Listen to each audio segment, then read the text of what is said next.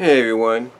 Yeah, I'm here to give you my thoughts on The Last Crusade. Now, I'm just going to let you guys know that I was going back and forth during this episode because I was DVD recording my DVR recording from yesterday. So I was going back and forth. I was checking up on my laundry, on the phone, with my mom, because apparently she's going to go to my sister's for a bit. And rest a little bit, visit, and then come get me, and then go back because we're doing Father's Day over there with a barbecue. But anyway, I thought I'd come on here and talk about Last Crusade. And from what I have seen, and from what I've heard from others, and like I said, I saw it from my own eyes, I thought it was good. I'll give you my personal opinion. I thought it was good. I thought it was a decent episode. I wouldn't say it's a farewell to the CMC centric episodes just yet. I wouldn't say that because I do believe we're still going to get maybe another one down the line. Can't really say yay or nay on that because I kind of see what people are talking about, the fact that it felt that way, especially with the ending. But let's get into the story itself. The story basically is kind of relatable on a realistic standpoint because basically Scootaloo's parents are coming back home from their world-traveling monster hunting adventures. And the parents obviously are based, and a lot of people pointed this out, are based and inspired by the Irwin family, Steve Irwin and his wife. And you kind of see that with the dad because he has an Australian accent. So anyway, the parents are coming back, and when they come back, and Scootaloo, of course, is happy to see them and everything. They end up coming back and dropping a huge bombshell on Scootaloo. And the bombshell is they're going to sell the house because they want Scootaloo to go with them on their adventures. And the reason for this, according to what they explain, and I'm just checking something there, but the reason for this, from what they explain, is they heard about, I guess Scootaloo's been writing to them because she does ask if they've gotten her letters, and they would say yes. And the mom, of course, affirmed that yes, we always got your letters and read every one of them. And I guess it's during one of these letters where she kind of explains what happened to the Tree of Harmony, King Sombra's return. And then this is enough for the parents to be like, yeah, Scootaloo, I think it's time for you to come with us. I think it's time for you to travel with us so we can keep an eye on you and you can experience newer adventures with us as well, kind of travel the world. And of course Scootaloo is, even though she's genuinely happy to see her parents, as soon as this bombshell is dropped on her, she's genuinely sad and upset due to the fact that she's got to move away, leave Ponyville, leave her friends. So basically the plot of the episode is the Cutie Crusaders. Of course they're upset about this, Scootaloo especially, and they come up with all different kind of scenarios to kind of get her to stay. They kind of try to come up, the first scenario they come up with is try to get the parents to stay in Ponyville by saying, hey, you don't have to travel the world to find monsters and all that. And and I think Apple Bloom and Sweetie Belle dress themselves up as one. And that backfires. Then there's another scenario that I didn't catch because, like I said, I was doing some laundry and stuff, to where that too backfires on them. And then Apple Bloom comes in with a potion she got from reading one of Zecora's books that would basically, from her perspective, her understanding, prevent the Cutie Crusaders from being separated, aided no matter what. In other words, Scootaloo can't part from them. And basically what happens is the potion ends up tying the front hoofs, the two right hoofs of Apple Bloom and Sweetie Belle, and the left front hoof of Scootaloo, I should say. It ends up tying them together as if it's preparing them to do it's preparing them for basically a 9-legged race, if you know what I'm saying. But anyway, they try every scenario they can think of, even tying themselves to the for sale sign that gets removed almost promptly after they do so. And it gets removed by the sales pony, who just happens to be, get this, I don't know if anybody noticed this, the sales pony that removed the sign for the for sale sign of the house after it gets sold is the same pony that was a reporter in Fame and Misfortune. The one that basically criticized Twilight by saying that he feels her character would have been better off had it stayed in Canterlot. Yeah, that pony. So yeah, Scootaloo is visibly still upset. She even when her parents try to still tell her, look, it's what's best for you right now, and you could still have adventures, still be in contact with your friends and stuff. And Scootaloo is basically like, it's like, look, she understands it, but the thing that makes her upset is that even though she understands it, and you can kind of tell she does, they never consulted with her. That's the thing. It's like she understands why they want to do this, but they never consulted with her so how she would feel about moving. It's like, to her, they come back to surprise her and to see her, but to also drop this big bombshell on her that she has an understanding of, but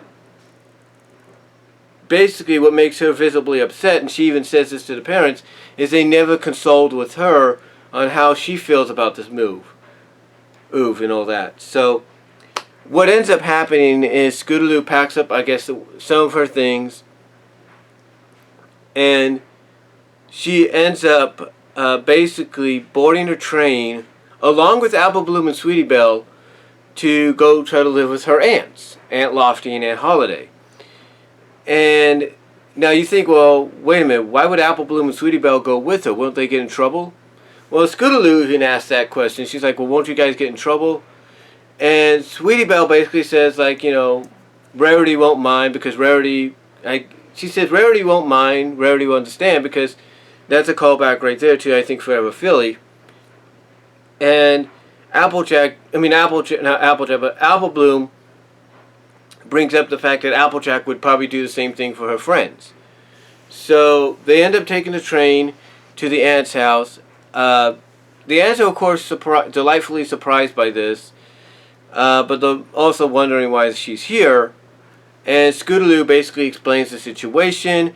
The Aunt Lofty, the short-haired one, says, kind of asks, well, why don't they just move to Ponyville? Scootaloo brings up the fact that because their job's too important to. And then it's right then and there where it dawns on not just Scootaloo, but it dawns on Apple Bloom and Sweetie Belle, like, wait a minute. They can't move to Ponyville because their job's too important, but you can't leave Ponyville because your job's too important. Basically, they realize that, the realization that dawns on them is, the reason the parents won't move to Ponyville is because their job, traveling the world and hunting down monsters and all that, is too important for the protection of Equestria. But then it dawns on them, like, wait a minute, but so is Scootaloo's job as a CMC in Ponyville. It's the same thing. Her job is just as important. So they kind of put two and two together, like, wait a minute, the parents should understand, if they see it from that perspective, of, hey, if their job's important to the point that they can't stay in Ponyville and live with Scootaloo like they should, that they should have an understanding that Scootaloo's kind of in the same way, like, it's kind of in a similar situation to where she can't leave Ponyville because her job's too important. And with the aunt's encouragement, because Aunt Lofty even shows them a little quilt she's working on, to where she's used various patches that represent the cutie marks of the ponies and creatures she's helped, or they've helped, the cutie mark Crusaders, that is. Basically, the next day, or later on, the CMCs, not the CMCs, but Scootaloo brings her parents to the town square, where they see this big celebration in honor of the Cutie Mark Crusaders. And Mayor is there to kind of acknowledge how important these ponies are, these young fillies are to the town. And even points out several examples. And this is where people talk about this being a bit of a callback, and also being in this episode kind of being like a finale for the CMCs, like this being the last official CMC episode, because of the fact that you have all these different references and callbacks to episodes centered around them and characters they have helped out, like Gabby from The Fault in the Cutie Marks, Terramount from Surf and / or Turf, who we also saw last week in Student Council. Sugar Belle and Big Mac getting together. Diamond Tiara's reformation, if you will. So you have all these callbacks, and you have all these callbacks, including to Appaloosa Most Wanted, believe it or not. So you have all these callbacks out there, all these characters with these references and callbacks to episodes. And even though the parents appreciate this recognition that their daughter and her friends are getting, it still looks like they're going to stick by their guns. They're going to stick by their guns and have Scootaloo move away with them. And even Rainbow Dash is kind of surprised, like, wait a minute, after seeing all this and realizing, how important they are, you're still going to go through with your plans? And the mom basically explains that they just want what's best for Scootaloo. But then, much to Scootaloo's surprise and every pony else's, I should say, after she says, hey, look, we just want what's best for our daughter, she also acknowledges that they didn't know that what they wanted. Or basically what she explains is, basically what she says is, all we ever want is what's best for our daughter. And then she acknowledges, but like I said, much to the surprise of Scootaloo and all the other ponies there, that they didn't realize that until seeing basically what they're seeing. And basically by seeing this acknowledgement and recognition, by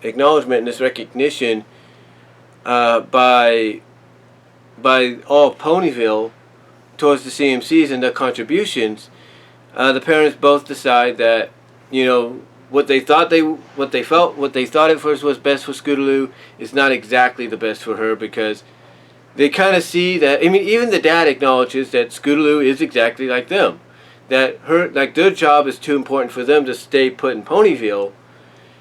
The same goes for Scootaloo. Like, her job is too important for her to leave, because her job is important to Ponyville and mostly in the long run to Equestria.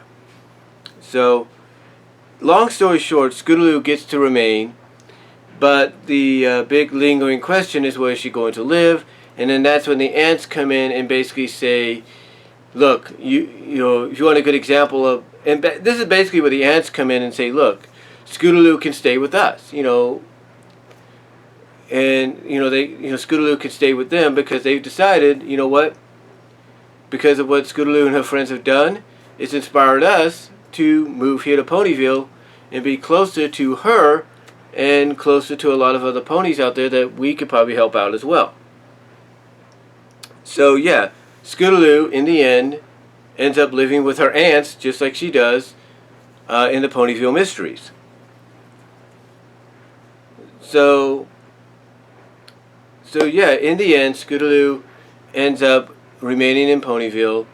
The parents do promise to come back and visit every now and then to see her here, and that's how the episode ends. Now, there are some good funny moments in there, like when Scootaloo is talking about her parents, because of course she's excited about her parents coming back, and this is at the beginning. I guess it's a career day thing at Cherry Lee's class, which a lot of people were actually glad to see. We haven't seen that in a while. And I think they all think, and I think the students as well as Cherry Lee think Scootaloo's making up a little bit of a tall tale about her parents. That is until a crocodile shows up and scares the living bejesus out of them, and even scares Cherry Lee to the point that she gets behind Scootaloo or vice versa. And then that's when we see these two ponies come in, and who turn out to be Scootaloo's parents. So that's pretty cool. There's a moment in there when Rainbow Dash finds out about what's going on, because she's coming in she comes into the clubhouse and she's got these 3 extra tickets to a Wonderbolts expedition or something like that. And she finds out there what's going on, and that's how the CMCs are encouraged to kind of come up with different scenarios. And as they go off to take care of the first idea, Rainbow Dash has these tickets in her hands. So anybody still wants these tickets? So it's kind of cool. So you had some funny moments there. You even had a funny moment with I think it was Aunt Holiday, kind of sarcastically kind of calling the dad out by saying, yeah, makes you, because after, Scootaloo is allowed to stay, and then they question, well, where she's going to live. The aunt, mostly Aunt Holiday, I think, says, yeah, you should have thought about that before you tells Scootaloo's dad, her brother, yeah, maybe you should have thought about that before you sold the house. And the dad's like, yeah, got the expression like yeah, I should have. But anyway, though, the episode in general I thought was good.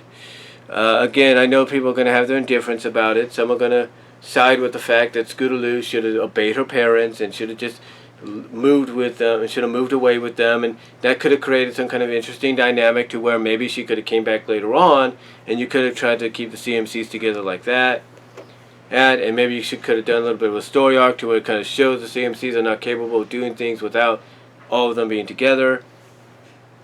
And there's, so people will side with that scenario because that is a believable situation. But also people will side with the fact that, if the parents were going to, come up with this move, this idea for a move, that they should have at least let Scootaloo know through a letter that they're considering moving and that they want to come back, sell the house, and bring them along with her. So overall, despite how you feel about it, I thought it was good. I thought it was a good episode. I thought it was well paced.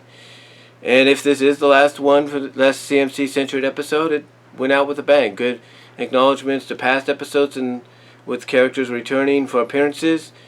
And really, that's all I can say. But that's just my thoughts. What are yours? Let me know down below. Comment if you like. And oh, by the way, the ants, even though they were LGBTQ characters, the first official ones, they didn't treat them like such. Even though you kind of tell with a few moments here and there, and design choices and all that. So, but let me know what your thoughts are down below. Comment if you like, and I will talk to y'all later.